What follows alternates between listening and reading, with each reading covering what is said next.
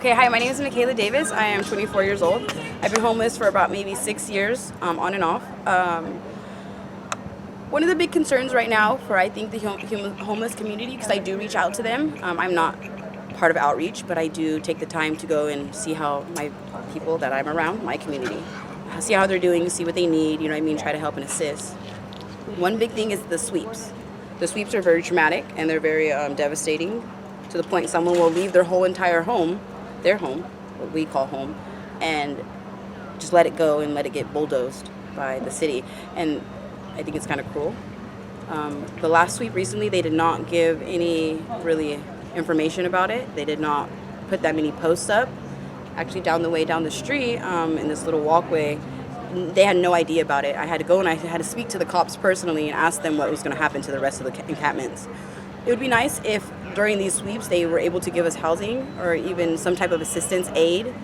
They do have outreach that come over to the tents and stuff, but people in this community, they have mental disorders, they have drug addictions, they have many things that can hinder their ability to want to go speak to somebody that's what we per se as normal. Pretty much, I just hope that we can receive the housing and the assistance that we need. Maybe rehabilitation, you know what I mean? Someone to come and actually speak to us one-on-one and not just overload us with so much at once. Give us the time that we need. Soledad Street actually used to be a very, very populated area, and now people can't even stay here. And when they did that sweep, I don't even know where everybody went. And, in Chinatown, we are a community. We all help each other when we need something, and we're there for each other. And to split us up like that, I don't think it's really that kind. So maybe if they can give us a little bit more assistance, it would be appreciated, because, I need it. We need it. Thank you. I was staying in my car because I don't put a tent up because I don't want to have to go through the fact of having to pick it all up after I get it so nice and pretty with the pallets and all the other materials that we need. It's a lot of work putting up a tent.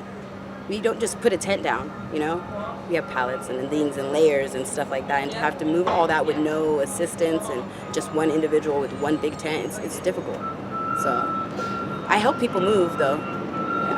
Really, honestly, the only place that we can be told where we can be there is down the street over this way, and it's, what is that street? Market Street.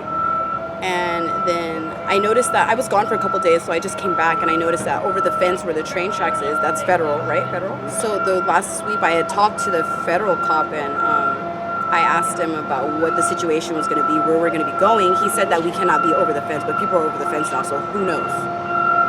There has been a suicide attempt where someone actually was laid on the tracks. I woke people up. Pretty much that's how it goes. If you are given this opportunity to go to this shelter, right? And when you go to the shelter, you either stay or you go. You either make it on time or you don't. You either get there before first come, first serve, or you don't. And I understand that, we are the homeless community. We're all in a group, and we really need these opportunities, but some people have conditions where they're incapable of being around other people. Some people have anxiety, depression, and stuff like that. Like, for example, me, I suffer from social anxiety and anxiety just because of what I've been through in my past and my trauma. So me going into shopping stores is not the easiest thing for me. Me going into a big group of people and being in one little area and sleeping next to them is definitely not okay with me. I'm not okay with that as a female. It's very uncomfortable.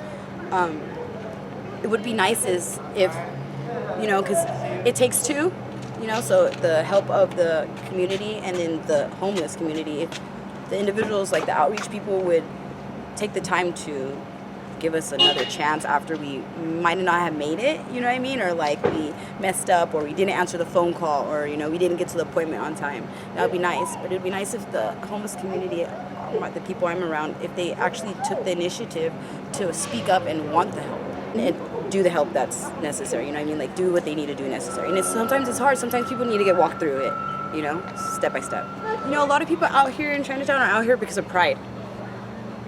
And pride is a thing that is very not that great. I don't know, excuse me. Pride is a hard thing to battle, I'm actually battling with it right now, and going and asking for help is so difficult for me. I want to do it by myself. I can do it, but sometimes I can't do it all by myself. Sometimes I need the assistance of somebody. So, one thing I'm just kind of confused about is the fact that right there by the housing authority, how there's so many encampments and homeless people, and how they're not helping people. They're next to an organization where they provide housing. How does that make any sense? Sonoma County has this organization where, through the Catholic Church, they give you rapid rehousing. That's what the name is, rapid rehousing. First month's rent, 100%. Second month's rent, 75%. Third month, 50%, and fourth month, 35%. So, and deposit paid. So it's a one paper, and if you're able to go and look for houses that are accepting that program, then you can get accepted for a home. Salinas and Monterey County, they don't have that. Not to make it a racial thing, but Salinas and Monterey County, they appeal more to the agricultural workers. There's houses and apartments that get built next to the fields so that the workers are able to get to work on time. And how do you make 3 times the rent? How do you make 3 times the rent?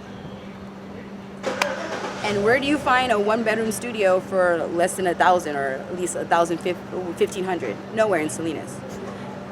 I think the thing is, maybe it's gotten to a point where the homeless community needs to move to somewhere else, possibly where haven't they reached out to the people? You know what I mean? Like, I don't know. I know that when you want help, you have to go ask for it, but sometimes it goes without saying. Obviously, these people need help. Obviously, these people are incapable of maintaining and functioning. It goes on both hands, you know. There's just not enough housing assistance. Period. That's all I can say about that. There's not enough housing assistance for the homeless community. They appeal to one specific type of group, and that's what it is, unfortunately. I had a job opportunity recently to work at Outreach for the drop center in Santa Rosa, and I'm thinking that with that opportunity I can outreach to even further than just Sonoma County and go and pick up my people from over here and bring them to Sonoma County so they can receive the help and assistance that we need, because we're not getting it here and we need it. Thank you. Love it. I actually know some people